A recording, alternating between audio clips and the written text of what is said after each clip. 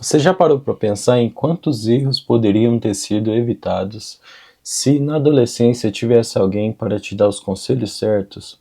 Então hoje eu vou te dar aqui lições de vida que eu queria ter aprendido na minha adolescência para cometer esses mesmos erros e que pode mudar a sua trajetória agora. Vamos lá.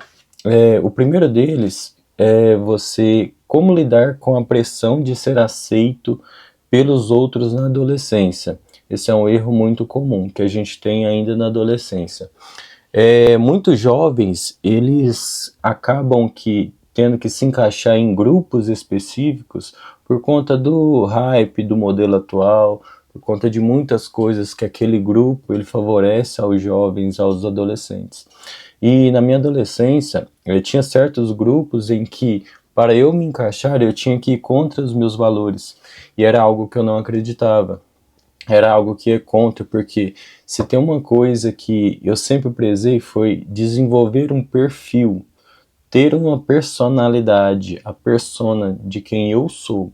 Então, a partir do momento que eu comecei a criar esse perfil de mim mesmo, saber quem eu sou, saber para onde que eu quero ir, eu comecei a deixar de seguir esses grupos. E aí na adolescência a gente comete muito esse erro. A gente quer se encaixar naquele determinado grupo porque eles são legais, porque são amigos, gente boa, só que você não precisa ser assim. Não troque os seus valores, não troque quem você é para se encaixar em um grupo a qual não te merece. Esse é o primeiro conselho que eu tenho para você. Segundo conselho, pessoal, fé. Fé não é apenas sobre religião. Fé é muito mais do que você ter uma religião em específico. Fé é você ter uma base sólida no que você acredita. E se eu pudesse voltar atrás na minha adolescência, um dos conselhos que eu me daria, e hoje eu dou conselho para adolescentes, é: tenha uma rotina de oração, tenha uma rotina que faça você honrar a Deus, ter uma rotina que faça você acreditar também naquilo que você quer, porque é muito importante. Ainda na adolescência a gente tem travado uma guerra interna de nós mesmos, que a gente às vezes acha que sabe tudo, porém nós não sabemos tudo.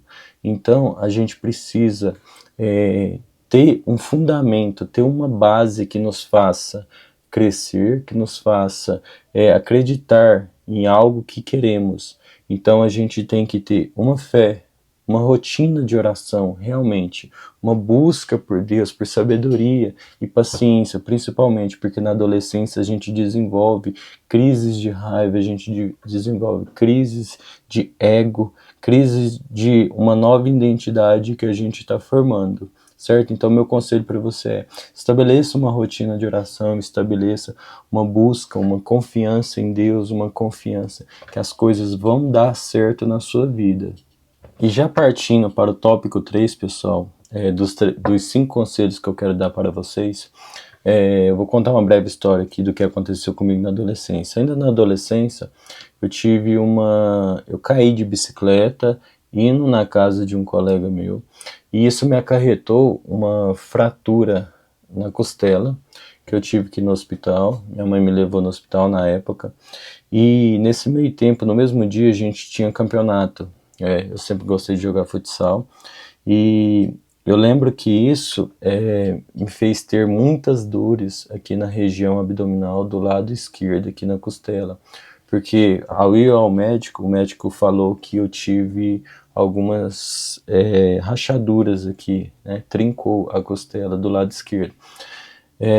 E ele passou a seguinte recomendação para mim: você tem que se afastar por no mínimo de 3 a 6 meses de jogar futsal. E isso eu lembro que na época para mim foi um choque, porque era algo que eu gostava muito de fazer, né? Então o médico e minha mãe confiou em mim que eu faria isso, que eu me ausentaria disso. Porém, na outra semana, eu, por não obedecer essa ordem do médico, né, eu fui jogar futebol. E isso é os 5 tópicos que eu quero falar para vocês. O perigo de tomar decisões erradas sem pensar nas consequências, porque isso me trouxe uma consequência a longo prazo, uma consequência na qual eu não queria. Então, hoje eu sinto dores, algumas dores se eu fico em pé, né? Sinto algumas dores ainda. E esse é o terceiro tópico que eu quero falar para vocês. Muitas das vezes nós tomamos decisões no calor da emoção. E essas decisões são erradas, porque nós não pensamos nas consequências. O fato da gente negar o conselho dos mais velhos faz a gente tomar isso, e por a gente ser imaturo ainda o suficiente para pensar nas consequências do futuro. Então, se eu tenho a dizer para você, pense nas consequências que te trarão por você tomar decisões no calor do momento. Às vezes é um momento de briga, às vezes é um momento de raiva sua, e você toma as decisões erradas.